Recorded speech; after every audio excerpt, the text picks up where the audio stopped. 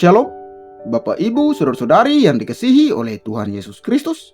Selamat berjumpa kembali di channel Suara Rohani Kristen.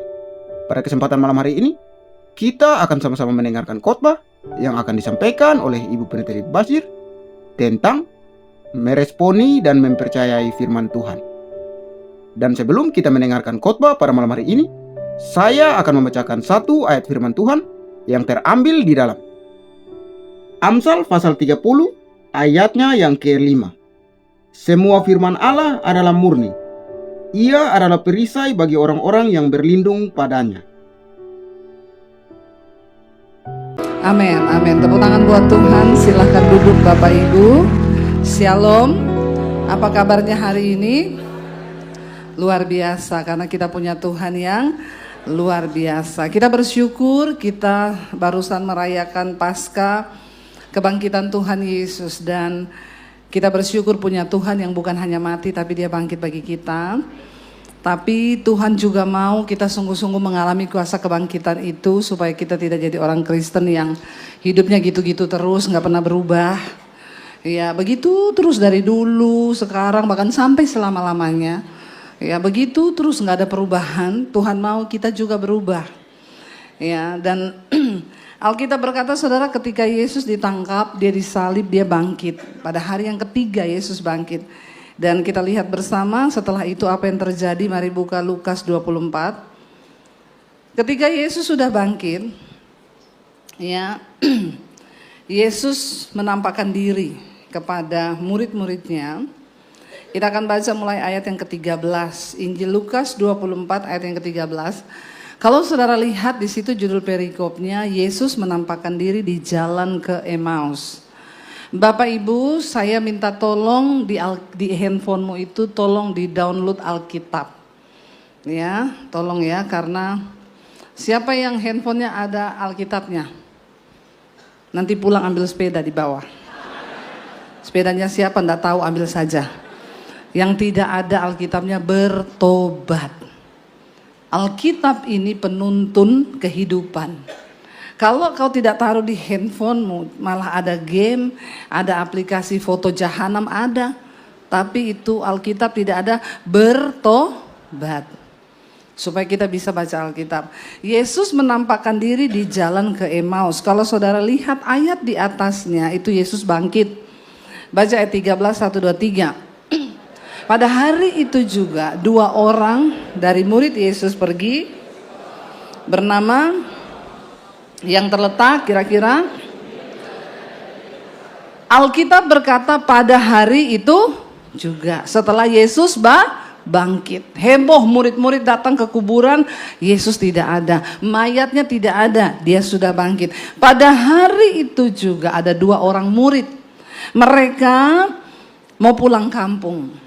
Ya, karena dia pikir sudah selesai, Tuhan sudah mati. Mau apa lagi? Mereka pulang ke Emmaus dari Yerusalem itu sekitar 7 mil, kalau di kilometer itu 11 kilo, 11,5 kilo. Mereka pulang jalan kaki, zaman itu belum ada angkot, belum ada motor. Jadi dia pulang jalan kaki. 11,5 kilo kalau di jam itu sekitar 2,5 jam. Yang suka jalan kaki pagi berapa banyak? Yang jalan 10 kilo itu kan tahu ya. 2,5 jam mereka mau pulang kampung karena Yesus sudah mati. Ayat 14 baca. Dan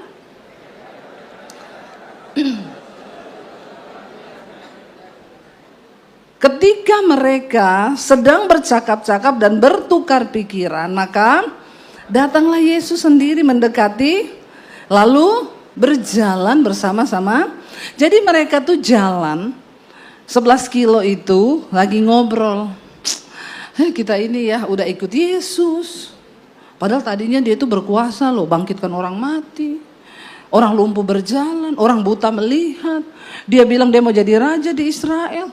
Malah bukan jadi raja, malah mati. Ya kalau gitu mending kita dulu gak usah ya.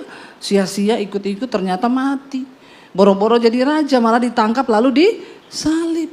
Lagi ngomong, dikatakan Yesus datang. Ikut berjalan bersama dengan mereka. Lalu Yesus bilang apa? Ayat 16. Tetapi sehingga mereka, Yesus datang, tapi mereka tidak kenal. Karena ada sesuatu yang menutup mata mereka. Nah, ini kejadian banyak sekarang orang Kristen di gereja. Ngakunya murid, tapi tidak mengenal. Tidak usah angkat tangan.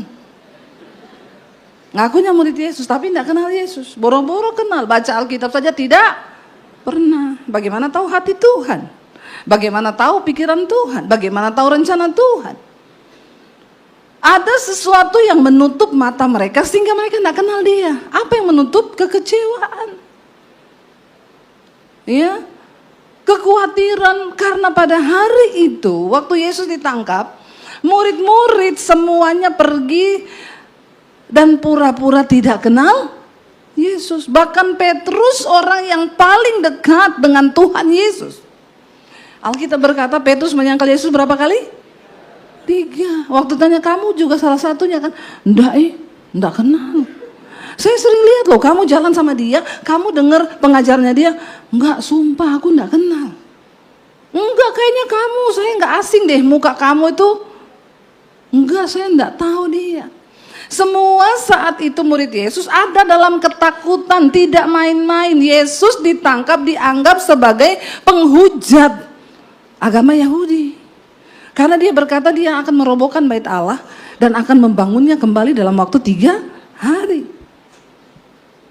Lebih baik pura-pura tidak kenal daripada ditangkap lalu disalib. Mereka kecewa, takut, khawatir sehingga mata mereka tertutup dan tidak bisa melihat Yesus. Lalu Yesus bilang apa? Ayat 17. Yesus berkata kepada mereka, apa yang kamu percakapkan sementara kamu berjalan, maka berhentilah mereka dengan muka muram. Yesus ngomong gini, enak banget percakapannya, apa yang diomongin nih, jalan berdua. Dan Alkitab berkata mereka berhenti dengan muka muram, dengan muka aneh, agak lain melihat ke Yesus gini. Dan Alkitab berkata, mereka menjawab apa? Salah seorang dari muridnya itu menjawabnya, Kleopas, hello, orang baru ya? Ya kan? Orang baru ya kamu ya? Kenapa? Kamu nggak tahu sesuatu yang lagi viral hari-hari ini? Nggak lihat Instagram? Kamu nggak lihat Facebook? Nggak tahu apa yang lagi viral? Apa yang lagi viral sekarang? JK.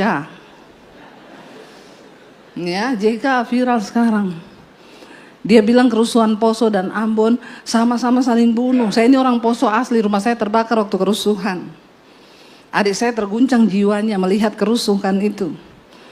Dia bilang sama-sama saling bunuh. Orang Islam punya keyakinan kalau bunuh orang Kristen masuk surga mati syahid. Orang Kristen juga sama, kalau bunuh orang Islam masuk surga mati syahid. Padahal Tuhan Yesus nggak pernah ajarkan begitu. Lalu ini banyak orang Kristen marah, mau mengadili. Saya bilang nggak usah. Kan ajarannya Tuhan Yesus, kasihilah musuh, berdoalah bagi mereka. Jangan kita yang hakimi, biar Tuhan yang. Jangan ambil bagian Tuhan. Serahkan biar Tuhan yang berperkara. Siapa tahu dia dijamah Tuhan toh. Terima Tuhan Yesus, baca Alkitab toh, supaya dia tahu yang benar apa yang Yesus ajarkan kan. Itu yang lagi viral sekarang. Saudara, mereka bilang sama Yesus, hello, orang baru ya? Kayaknya kamu deh satu-satunya orang asing yang baru datang di Yerusalem dan tidak tahu apa yang terjadi di Yerusalem. Kami ini lagi cerita tentang Yesus, orang Nazaret yang dia itu berkuasa, perkataannya sangat berkuasa seperti perkataan Allah. Dia membangkitkan orang yang lumpuh, menyembuhkan orang yang sakit, membangkitkan orang mati dari kematian. Tapi apa yang terjadi? Imam-imam kepala menangkap dia, menyalibkan dia, bahkan dia sudah mati. Tapi teman-teman kami bilang dia sudah bangkit. Cuma kami sih nggak percaya dan mereka bilang begini. Ya, ayat yang ke-21, ini yang tutup mata mereka, baca bersama saudara. Padahal Kami ini dahulu mengharapkan bahwa Dialah yang akan datang untuk membebaskan bangsa Israel. Tetapi sementara itu telah lewat 3 hari sejak semua itu terjadi.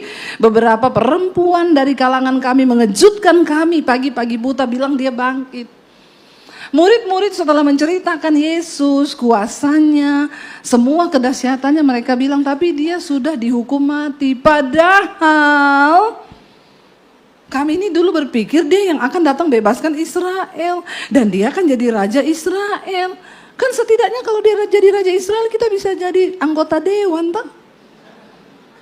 Yang ada di otak murid-murid itu begitu. Yang mereka pikir cuma perkara-perkara jasmani yang terbatas dengan logika manusia. Mereka tidak mengerti Yesus berkata dia akan datang sebagai raja di atas segala raja.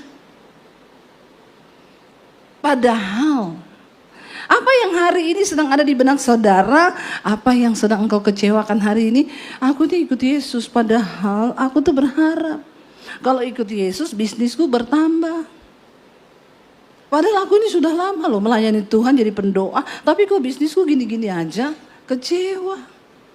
Kekecewaan bisa menutup mata rohanimu sehingga engkau tidak bisa mengenal Tuhan. Engkau tidak mengerti rencananya, engkau tidak mengerti kehendaknya, engkau tidak mengerti goalnya Tuhan di dalam hidupmu. Waktu kau kecewa, waktu banyak harapan-harapanmu yang tidak terwujud, lalu kau kecewa. Karena itu penting bagi kita untuk mengenal Tuhan, mengenal rencananya, mengenal kebenarannya, mengenal. Padahal murid-murid ini dulu Yesus sudah kasih tahu. Aku ini datang untuk menggenapi nubuatan dari perjanjian lama, hukum Taurat, nabi-nabi sudah bernubuat bahwa akan datang seorang Mesias. Dia akan mati tapi dia akan bangkit. Bahkan sebelum Yesus mati, dia ngomong sama murid-muridnya. Petrus kan marah tuh. Siapa yang berani tangkap kamu? Langkahi dulu mayatku. Berat banget memang Petrus ini. Sok gaya-gayaan. Saya tidak akan membiarkan siapapun menangkap engkau Tuhan Yesus. Dia harus melangkahi mayat saya terlebih dahulu. Dalam hatinya Tuhan, pret. Benar tuh, waktu Yesus ditangkap, Petrus ngomong, aku enggak kenal dia. Bukan aku, kamu salah lihat. Kamu salah orang. Dan dia menyangkal Yesus 3 kali. Saudara, akhirnya apa yang dikatakan di sini? Yesus berkata waktu mereka cerita, iya teman-teman kami bilang dia bangkit, kuburnya kosong, begini. Ayat 25. Lalu Yesus berkata kepada mereka, hai kamu orang bodoh, betapa lambatnya hatimu sehingga kamu tidak percaya segala sesuatu yang telah dikatakan para nabi. Bukankah Mesias harus menderita semuanya itu untuk masuk ke dalam kemuliaannya? Persoalannya di mana? Murid-murid itu tidak percaya apa yang Yesus bilang. Kalau mereka percaya, tanggalkan dulu apa yang ada di otakmu, di kepalamu. Dia jadi raja atas Israel, kita ini jadi perdana menteri. Nanti Petrus jadi anggota dewan, aku MPR, dia gini. Kita habis ini jadi pejabat. Otaknya itu cuma mikir hal-hal yang terlalu dangkal. Coba kalau mereka nangkap apa yang Yesus bilang, kan Yesus sudah bilang, aku akan mati tapi aku akan bangkit. Beda ceritanya. Mereka akan berkata, ih bener ya, dia kan udah bilang dia mau ditangkap, dia mati, nanti kan dia bangkit, kita tunggu aja kebangkitannya. Kan beda. Persoalannya mereka tidak percaya pada firman Tuhan. Kayak begitu nih orang-orang Kristen zaman sekarang. Sehingga Tuhan harus mengizinkan engkau terus diproses karena engkau tidak pernah mau sungguh-sungguh mengimani dan mempercayai firman Tuhan. Cepat atau lambat proses di hidupmu itu tergantung dari bagaimana engkau berespon percaya kepada firman Tuhan. Amin saudara. Ketika Yusuf mengalami persoalan, kenapa Yusuf tidak kepahitan? Keluarganya buang dia loh. Bukan cuma dibuang, dijual. Mereka bilang gini, kalau kita cuma buang dia di sumur, cuma mati toh. kita nggak dapat apa-apa. Kan lebih bagus kalau kita jual, dapat. Ada kan keluarga-keluarga model begini yang rela mengkhianati keluarganya sendiri hanya demi, berapa banyak sekarang orang berebut warisan, rela bunuh keluarga, rela menyakiti keluarga sendiri hanya demi dapat uang. Tapi Yusuf berespon bagaimana? Alkitab berkata Yusuf hidup takut akan Tuhan. Sehingga Tuhan membuat apa yang dilakukan oleh tangannya menjadi berhasil. Yusuf tidak salah berespon. Tuhan, aku percaya bahwa engkau berkata bahwa engkau turut bekerja dalam segala perkara untuk mendatangkan kebaikan di hidupku. Saya kemarin ketemu teman saya 3 orang, mereka itu dulu juga ya 10 tahun lebih saya kenal mereka, saudara. Dari pertama ya saya juga datang di Jakarta masih naik motor waktu itu.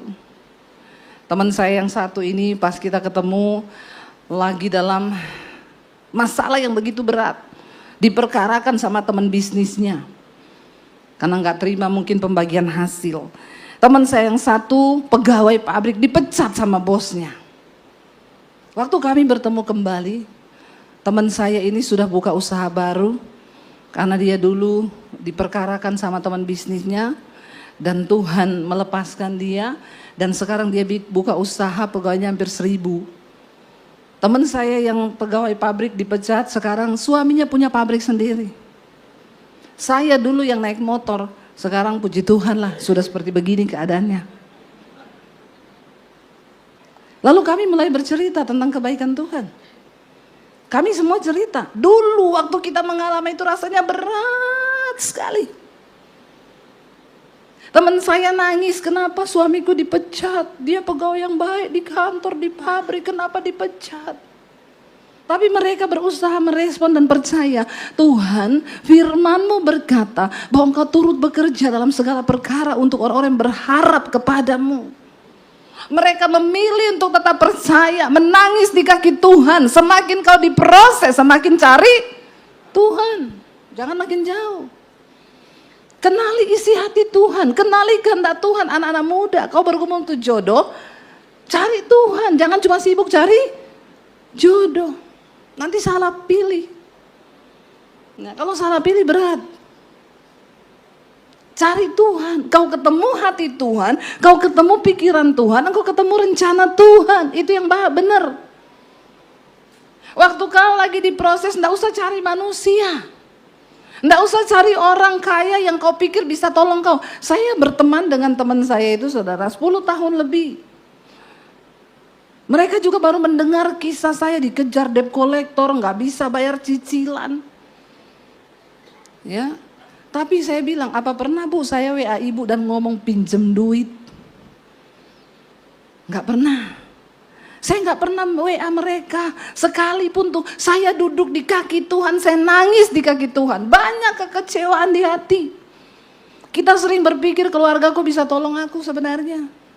Temanku yang kaya itu sebenarnya bisa tolong aku. Tapi dia enggak tolong. Dan Tuhan bilang, saya izinkan kok dia nggak tolong kau supaya kau berharap sama saya. Saya punya teman orang kaya banget. Dia di WA salah satu debt collector. Ibu, kamu kenal Debbie Basir? Suruh dia bayar utang ya. Saya debt collector. Dia kaya banget. Dia telepon saya. Bu, ibu ada utang ya? Iya, berapa? 10 juta. Dia kaya banget. Bisa dia bilang, saya bayarin deh Bu, nanti Bu ganti. Enggak, Bu, bayar ya. Kalau enggak ibu dimaluin loh. Ini saya udah di WA loh perihal utang ibu. Saya nangis bercucuran air mata, saudara. Saya bilang, Tuhan dia bisa tolong saya loh Tuhan. Kenapa dia nggak tolong saya? Tuhan bilang, aku yang keraskan hatinya. Lu mau apa? Mau berharap sama manusia? Datang sama saya, kata Tuhan. Berlutut di kakiku. Jangan engkau cari manusia. Nggak usah cari orang ketika engkau ada masalah. Nggak usah curhat. Kalau perlu nggak usah konseling. Orang Kristen sekarang habis-habis dikonseling terus. Benar nggak? Ya, nggak usah bikin susah Pak Wiryo, nggak usah datang sama Bu Gembala, mau konseling dok. Saya saudara kalau orang bilang, Bu saya mau konseling, saya bilang, kau sudah baca Alkitab belum? Kenapa Bu? Kalau kau baca Alkitab, ada semua kasusmu itu di Alkitab. Pasti kau ini malas baca Alkitab. Orang yang konseling itu orang malas baca Alkitab. Bilang kanan kirimu, baca Alkitab. Biar gak banyak konseling. Ya, memang gereja memberi pelayanan yang terbaik. Yang mau konseling hubungi nomor ini. Untung saya bukan gereja. Jadi kalau orang datang sama saya, Bu mau konseling dong. Konseling apa dulu? Sebelum kamu konseling, baca dulu Alkitab ya. Baca, ada semua kisahnya itu ada. Ada kisah Yusuf, ada kisah Daud, ada kisah orang ditipu, ada bagaimana kau harus bertindak, ada. Makanya kenapa saya suruh kau download itu Alkitab di handphonemu. Selama masih ada waktu, baca Alkitab, otak kita ini bisa dibaharui. Karena satu saat kebenaran akan diangkat dan kau tidak bisa lagi mendapatkan kebenaran. Selama ada waktu baca Alkitab saudara. Karena otak manusia ini udah rusak. Kita dikandung dalam dosa, hidup dalam dosa, dibesarkan dalam keluarga dalam dosa. Otak ini isinya sudah banyak yang kotor. Firman Tuhan mencuci otak. Apalagi dengan sosial media sekarang. Banyak hal-hal yang buruk masuk. Anak-anak muda ya. Dicuci otaknya lewat sosial media. Kemarin saya lihat tuh ada satu perempuan bikin. Hei wanita-wanita, kamu harus kerja keras, harus bisa punya duit. Supaya apa? Kalau kamu punya duit, kamu nanti menikah, suamimu toksik, kamu gampang cerai, kamu punya duit. Lalu orang-orang Kristen banyak yang masuk ngomong ini, setuju Cece, setuju Cece, setuju Cece, pret. Enak aja kamu. Ya, firman Tuhan tidak bisa diganti. Alkitab bilang kalau sudah nikah nggak boleh cerai. Bukan karena kau punya duit atau tidak punya duit. Nilai bergeser hari ini. Saya baca di Instagram ada satu dokter bilang, dia menemukan sebuah penelitian. Orang sakit kanker, tumor, autoimun karena terlalu banyak memendam perasaan. Kecewa, takut, sakit hati, kepahitan. Makanya harus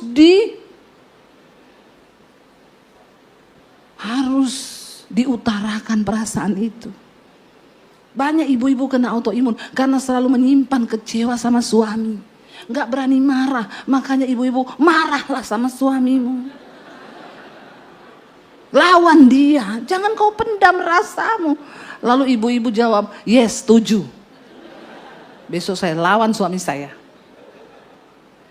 Alkitab bilang, kalau kamu punya kekecewaan, datang sama Tuhan. Curahkanlah semua isi hatimu kepada Tuhan. Karena Dia yang sanggup melepaskan. Alkitab kasih kita satu cara treatment kalau kita ini kecewa, pahit.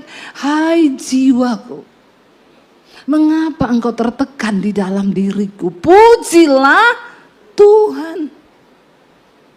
Itu kesembuhan. Kalau kau lawan suamimu, suamimu lawan lagi. Makin sakit hati lagi kau. Yang terjadi bukan autoimun, tapi pembunuhan. Makanya ada istri bikin kopi kasih sianida. Itu karena dilampiaskan itu. Jangan Bapak Ibu, semua persoalan yang terjadi itu seizin Tuhan. Jangan kecewa supaya engkau bisa melihat, mengenal Tuhan. Jangan kayak murid-murid ini gak kenal Yesus. Ini saya sampai jam berapa? Kenapa udah gak ada jam di sini ya?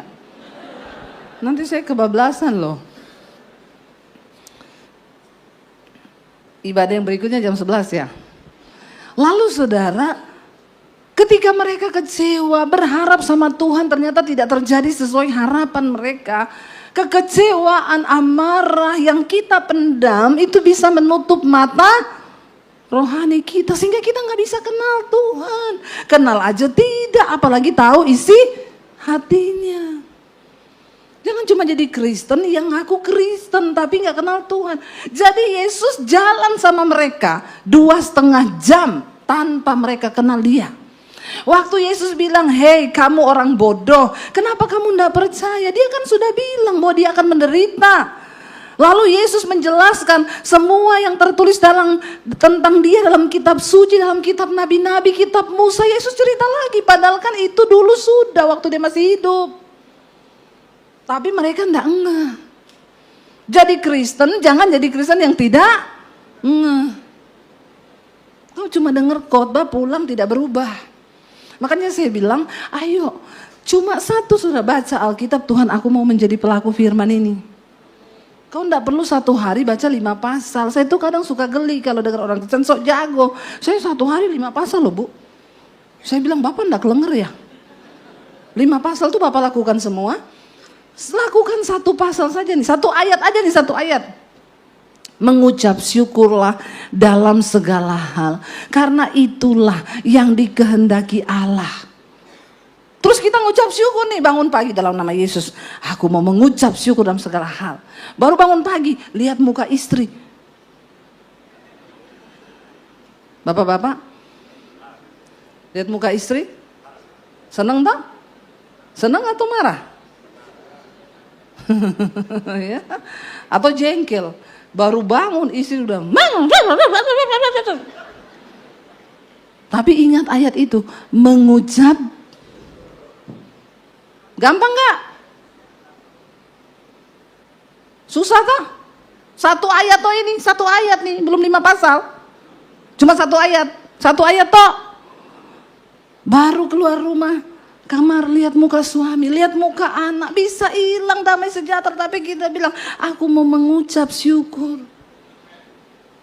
Baca 1 ayat, bersukacitalah senantiasa. Tetaplah bersukacita. Kita ini baru ngomong dalam nama Yesus, hari ini aku mau sukacita. Nyanyi kita, sukacita. Istri cari gara-gara. Sukacita bisa terbang enggak? Sekarang itu bicara salib, tidak usah jauh-jauh. Istri bisa jadi salib. Suami bisa jadi. Coba lihat muka istrimu, mirip salib enggak? Lihat muka suamimu, mirip salib enggak? Kita ini dibentuk oleh orang terdekat, ya, lewat anak. Baru mau sukacita senantiasa nih, nyetir mobil. Ada orang nyalip kita, marah nggak kadang? Di jalan orang bisa bunuh-bunuhan loh, saudara. Ya, makanya kita harus hati-hati juga di jalan. Tuh banyak orang gila, banyak orang stres. Nggak usah marah dengan orang. Kalau dia nyalip, biarin aja. Saya kadang suami saya bilang, dia salib, nggak apa-apa, saya lagi stres dia. Besok mau bayar cicilan tidak ada duit. Kita ngerti aja, amin. Karena jaga sukacita ini tidak gampang. Suruh sukacita. Sukacita berarti tersenyum. Kita harus senyum terus tiap hari, amin. Coba senyum bapak-bapak, saya melihat senyumnya. Ini ada bapak-bapak yang sudah susah senyum ini. Suruh senyum aja susah, apalagi sukacita. Sukacita sama gila tuh beda tipis. Amin. Harus tertawa terus kita, harus sukacita terus, itu tidak gampang. Melakukan 1 ayat aja sulit, saudara. Makanya murid enggak ngerti waktu Tuhan jelasin. Lalu Yesus harus cerita. Lalu dikatakan ayat 28, sudah hampir sampai nih ya, udah mau sampai di Emmaus. Mereka mendekati kampung yang mereka tuju, lalu Yesus berbuat seolah-olah mau terus. Oh, kalian udah nyampe? Iya, oke, kita udah nyampe. Yesus bilang, oke, sampai ketemu lagi. Lalu mereka bilang, lebih baik kamu nginep aja di rumah kita, soalnya sudah mau malam. Nanti besok pagi kamu terusin lagi perjalanan, mau nginep aja dulu. 2,5 jam. Nggak kenal Yesus. Berapa tahun kau jadi Kristen? Itu kan gambarannya kan. Saya Kristen 30 tahun, Bu. Tapi kalau tersinggung, marah saya. Kau nggak ngerti hati Tuhan. Saya jadi Kristen 60 tahun dari lahir. Tapi suruh mengampuni kagak. Kau tidak tahu Tuhan. Saya jadi Kristen tapi dengar suara Tuhan nggak pernah. Ini gambaran orang Kristen zaman sekarang, saudara. Lalu mereka bilang, mereka mendesak, ayo tinggal dulu di rumah kami, soalnya sudah mau malam, nanti besok aja kamu lanjutin perjalanan. Lalu mereka ngajak Yesus makan. Ayat 30, waktu ia duduk makan dengan mereka, ia mengambil roti, mengucap berkat, lalu memecah-mecahkannya dan memberikannya kepada mereka. 31, ketika itu terbukalah mata mereka dan mereka pun mengenal dia, tetapi terlambat. Begitu mereka tahu Yesus, dia sudah hilang. Mereka pasti gini, ya ampun kalau tahu, bayangkan loh kita jalan 2,5 jam dengan dia. Betapa rugi kita menyia-nyiakan waktu 2,5 jam. Kalau kita sudah tahu itu Yesus, banyak hal yang bisa kita tanya, banyak hal yang bisa kita dapat. Ada kuasa, ada mujizat, ada pertolongan. Amin. Jangan sampai engkau menyesali. Saya sudah Kristen Bu 60 tahun. Nanti mau mati tarik napas terakhir, baru ngerti Tuhan. Baru mau lepaskan pengampunan karena ditakuti, Pak udah mau mati Pak, ampuni Pak, mantumu Pak. Ada orang Kristen begitu, khotbah dia. Udah mau mati saudara. Baru saya bilang, Bapak jangan ada pengkepahitan sama anak. Karena dia gak setuju anaknya mau nikah. Dia kutuk, saya tidak akan menyetujui sampai kapanpun biar nasib mereka terkutuk. Udah mau mati saudara, baru saya bilang, Pak lepaskan pengampunan Pak. Baru dengan bercucuran air mata di rumah sakit, selang semua. Baru iya, aku mau mengampunimu sayang. Kita 60 tahun ikut Yesus. Jangan sudah mau mati, baru engkau ngaku, saya punya selingkuhan. Udah mau mati, baru kau sadar. Ditanya istrimu, selingkuhannya siapa? Ada ani-ani. Ani-ani yang mana? Karena banyak sekarang. Ada Adel, ada Anes. Adel, ani-ani padel. Anes, ani-ani tenis. Kamu ini ani-ani yang mana? Dua-duanya. Karena ani-ani ini sekarang semua lapangan mereka masuki. Hati-hati bapak-bapak yang suka padel, yang suka tenis. Ani-ani ini masuk ke semua sirkuit. Ya, sirkuit semua ani-ani masukin. Pokoknya dia makan mau menebar jala tuh. Yang kena yang mana ini? Bapak padel atau bapak tenis atau bapak sirkuit? Bapak mana aja ani-ani ini? Ya, jangan nanti kau sudah mau mati, napasmu sudah terakhir, baru kau ngaku sama istrimu, aku itu punya ani-ani sayang. Istrimu pura-pura injak selangnya. Langsung deh kau mangap-mangap. Mati. Jangan ya nak ya. Bertobat, ngerti kehendak Tuhan itu supaya kita hidup dalam kekudusan. Ini waktu sedang tidak menentu. Semua negara-negara sekarang sedang krisis.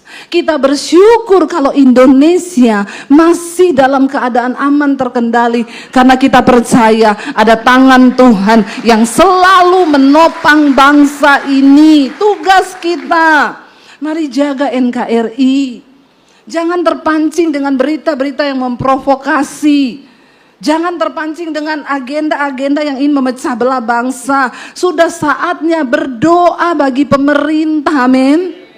Karena pemerintah itu adalah wakil Allah, siapapun dia, doakan. Jangan terus ikut-ikut menjelekkan. Jangan tebar kutuk buat bangsa ini, tapi tebar doa dan doa. Ini banyak orang-orang yang ingin mengacaukan bangsa kita, saudara. Makanya saya bilang jangan terpancing. Ya, yang lagi viral terus marah, hakimi, adili. Ini salah satu strategi orang mau menghancurkan bangsa ini. Kita jadi pelaku firman aja. Saya bikin status, ampuni aja, ndak usah kita mau coba-coba dengan kekuatan kita. Ya tapi kan Bu, kita gini, balik ke firman. Tuhan bilang ampuni, doakan musuhmu. Tapi banyak orang yang gak ngerti isi hati Tuhan. Mari kita bertobat, anak-anak muda bertobat. Kalau kita sudah mencapai perkenanan Tuhan, maka gak ada yang perlu kita takutkan. Mau nanti malam kiamat, mau mati besok, mau mati lusa, ya udah tuh. Suka-sukanya Tuhan. Yang penting kita sudah mencapai perkenanan Tuhan. Dan akhirnya saudara murid-murid, dia hilang. 32 nyesel. Saya undang imam musik maju. Mereka bilang gini 32. Kata mereka seorang pada yang lain, ya ampun makanya ya waktu dia ngomong itu hati kita berkobar-kobar pret. Makanya beda waktu dia ngomong, dia bicara di tengah jalan itu, dia menerangkan kitab suci, di hati ini ada sesuatu. Orang kalau matanya buta, dia tidak pernah mengerti waktu lawatan Tuhan. Banyak kecewa di hatimu, banyak kebencian, banyak ketakutan, banyak kekhawatiran. Mari Bapak Ibu, yuk kita sungguh-sungguh cari Tuhan. Menjelang waktu Tuhan yang mendekat, cari perkenanan Tuhan. Lepaskan dosa, tinggalkan semua supaya mata rohanimu tidak buta. Jangan sampai sudah 70 tahun ikut Yesus, di akhir mau mati baru matanya tercelik, baru mau tobat, baru mau ngaku karena selama ini tidak pernah melihat Tuhan. Jangan ngaku murid Yesus tapi kau tidak kenal Yesus. Hari ini biar kita semua buka hati di hadapan Tuhan. Bilang, Tuhan, kami buka hati kami, jamah kami, bahkan ambil alih seluruh hidup kami. Bangkit berdiri bersama. Bapak, Ibu, saudara-saudari yang dikasihi oleh Tuhan Yesus Kristus, kita telah bersama-sama mendengarkan khotbah yang telah disampaikan oleh Ibu Pendeta di Basjir tentang meresponi dan mempercayai firman Tuhan. Kiranya lewat khotbah yang telah kita dengar pada malam hari ini memberkati setiap kita orang percaya. Dan di akhir video ini kita akan sama-sama menyaksikan suatu renungan firman Tuhan yang akan disampaikan oleh Ibu Cornelia. Selamat menyaksikan. Tuhan Yesus memberkati. Selamat malam Bapak Mama sekalian yang diberkati oleh Tuhan. Mari kita mau mendengarkan firman Tuhan. Mazmur 112, judul bacaan bahagia orang benar. Haleluya. Berbahagialah orang yang takut akan Tuhan, yang sangat suka kepada segala perintahnya. Dalam ayat yang kedua, anak cucunya akan perkasa di bumi, angkatan orang benar akan diberkatinya. Semua Bapak Mama yang diberkati oleh Tuhan, ternyata orang yang takut akan Tuhan, yang sangat suka kepada perintahnya Allah, hidupnya akan diberkati oleh Tuhan. Bapak Mama saudara sekalian yang diberkati oleh Tuhan, ternyata kita yang takut akan Tuhan,